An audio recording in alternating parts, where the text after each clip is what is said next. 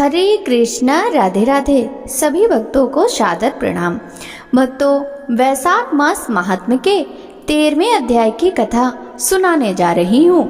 राजा परीक्षित को ब्राह्मण का श्राप, तक्षक के काटने से उनकी मृत्यु तथा उनकी रक्षा न करने के पाप से कलंकित कश्यप ब्राह्मण का स्वामी पुष्करणी में स्नान करके शुद्ध होना। श्री सूत जी कहते हैं, महर्षियों, अब मैं श्री स्वामी पुष्करणी के महात्म्य का प्रतिपादन करने वाला इतिहास कहता हूँ, जो इसे पढ़ने वालों के भी पाप का नाश करने वाला है। अभिमन्यु के पुत्र राजा परीक्षित धर्म के अनुसार इस पृथ्वी का पालन करते हुए हस्तिनापुर में निवास करते थे। एक समय था, मृग्या में अनुरुक्त होकर वन में घूम रहे थे। उस समय उनकी अवस्था 60 वर्ष की हो गई थी। वे भूख और प्यास से पीड़ित थे। घूमते घूमते उन्होंने एक ध्यान मग्न मुनि को देखकर पूछा, मुने, मैंने इस समय वन में अपने बाण से एक मृग को घायल किया है। वह भय से कातर होकर भाग गया है। क्या आपने उसे देखा है? मुनि की समाधि लग गई थी। उन्होंने मौन रहने का व्रत भी लिया था। इस कारण राजा को कुछ भी उत्तर नहीं दिया। तब राजा ने कुपित हो एक मरे हुए सांप को धनुष से उठाकर मुनि के कंधे पर रख दिया और अपनी नगर की राह ली। मुनि के पुत्र था, जिसका नाम श्रृंगी रखा गया था। श्रृंगी के कृष्ण नाम वाला कोई श्रेष्ठ द्विज मित्र था। उसने विवाद में अपने मित्र श्रृंगी से व्यंग पूर्वक कहा, सखे, तुम्हारे पिता इस समय मरा हुआ सांप कंधे पर ढो रहे हैं। तुम बहुत घमंड न दिखाया करो और मेरे आगे यह व्यर्थ क्रोध न किया करो। यह सुनकर श्रृंगी कुपित हो उठा और शाप देते हुए बोला, जिस मूढ़ बुद्धि मानव ने मेरे पिता के कंधे पर मरा हुआ सांप रखा है, वह 7वें दिन तक्षक नाग के काटने पर मृत्यु को प्राप्त होगा। इस प्रकार उस मुनि कुमार ने उत्तरानंदन परीक्षित को श्राप दे दिया।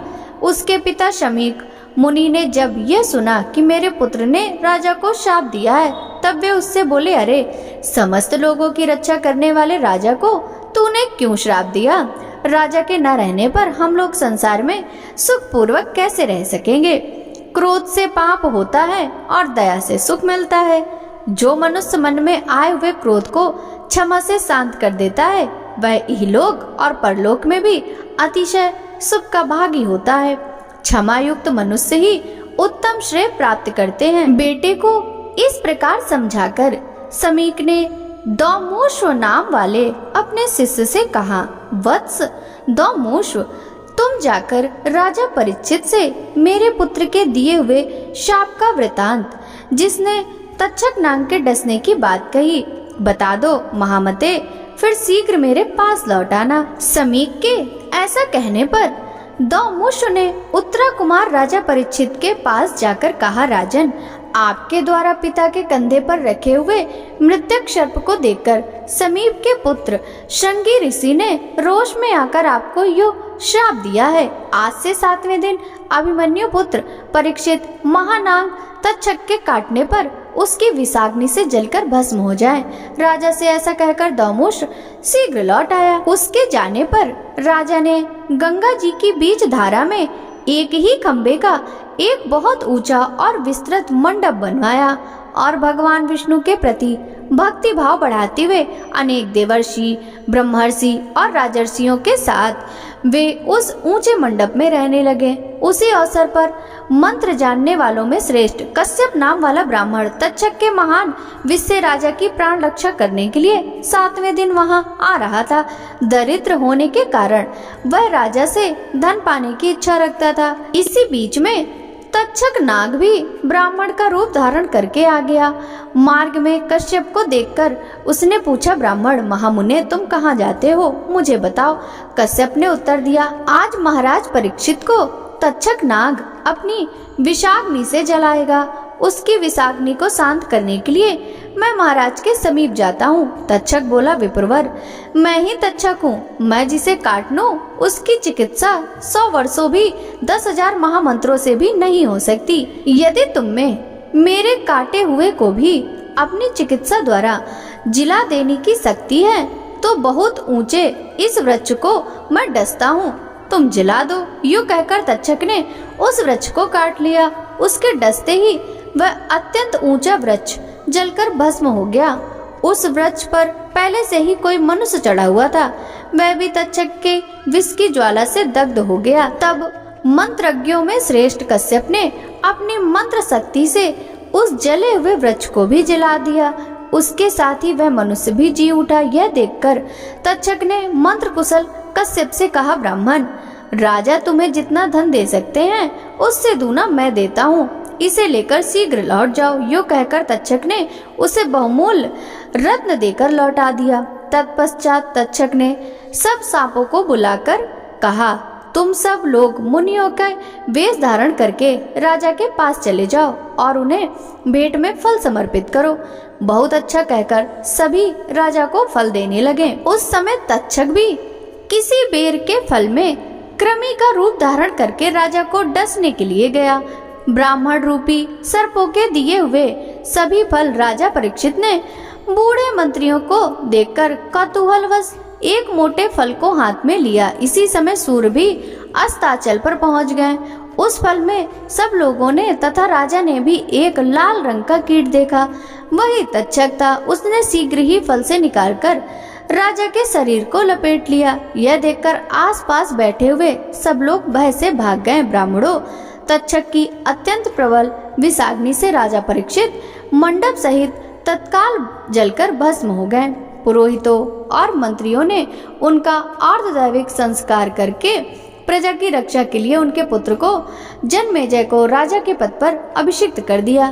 तक्षक से राजा की रक्षा करने के लिए जो कश्यप नामक ब्राह्मण आया था, उसकी सब लोग निंदा करने लगे। अंत में वह शाकल्य मुनि की शरण में गया और उन्हें प्रणाम करके बोला, भगवान, आप सब धर्मों के ज्ञाता और भगवान विष्णु के प्रिय भक्त हैं। ये मुनि, ब्राह्मण, सुहृद तथा लोग जो मेरी निंदा करते हैं, इसका क्या कारण है यह मैं नहीं जानता। यदि आप जानते हैं तो बताएं।